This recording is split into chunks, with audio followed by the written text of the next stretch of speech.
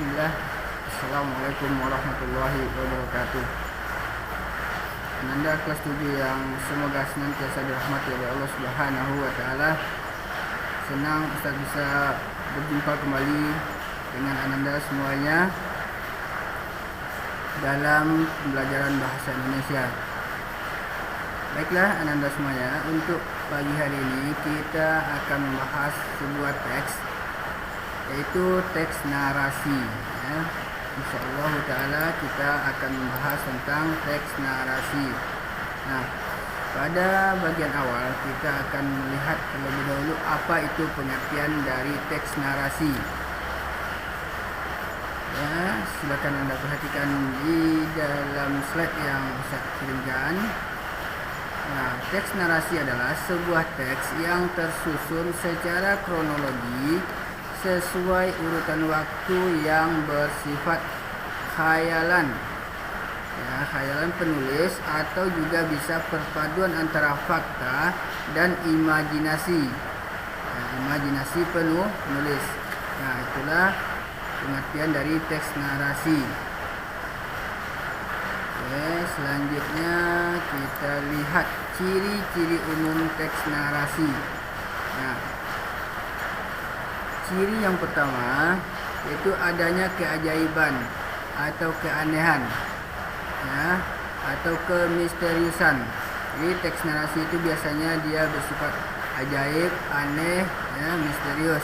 Nanti Anda bisa lihat contohnya bagi yang sudah memiliki buku paket di halaman 39.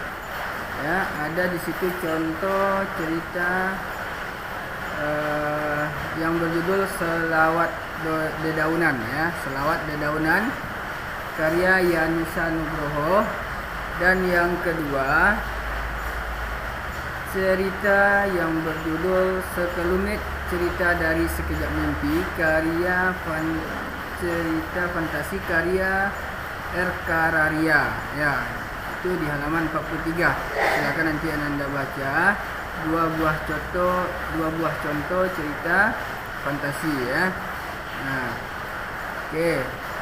Baik, yang kedua, ciri-cirinya yaitu ide cerita tidak dibatasi oleh fakta. Nah, jadi sesuai dengan pengertiannya tadi, ide ceritanya itu tidak bersifat fakta saja, ya, tidak dibatasi oleh fakta, tetapi di situ ditambah dengan imajinasi penulisnya. Bahkan, ya, imajinasi penulisnya itu lebih dominan, ya, lebih banyak daripada faktanya. Bahkan ada yang hanya memang murni itu imajinasi penulisnya saja. Nah, oke. Ciri yang ketiga yaitu menggunakan latar lintas waktu atau ruang. Nah, maksudnya di sini dia bisa berimajinasi sampai ke 1000 tahun yang lalu. Nah, bisa juga penulisnya itu berimajinasi ke 1000 tahun yang akan datang, yang belum tentu kita akan menjumpai tahun tersebut.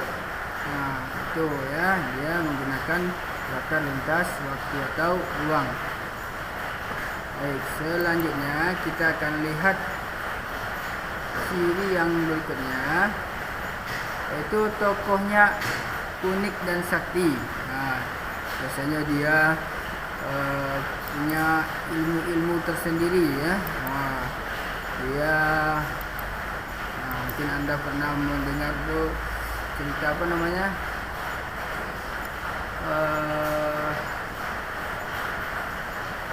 yang punya ekor 9, apa namanya, naga ekor 9, ya. Nah, itu kan dia sangat sakti dia, ya.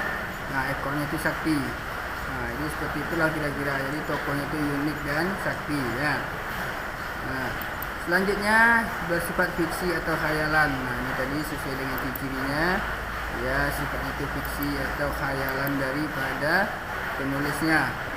Nah, selanjutnya dia bahasanya itu bervariasi, dan ragam bahasanya itu bahasa non formal, ya.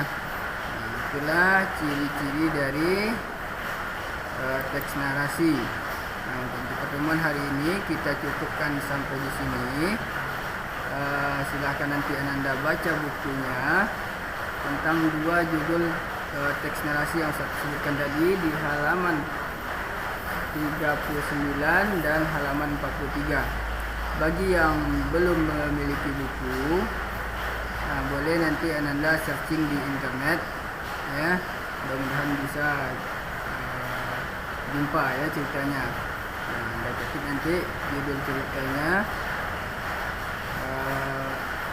nanti sertakanlah judulnya nanti di grup ya. Nah, tugas itu sertakan nanti judul cerita yang akan dicari bagi yang belum memiliki buku.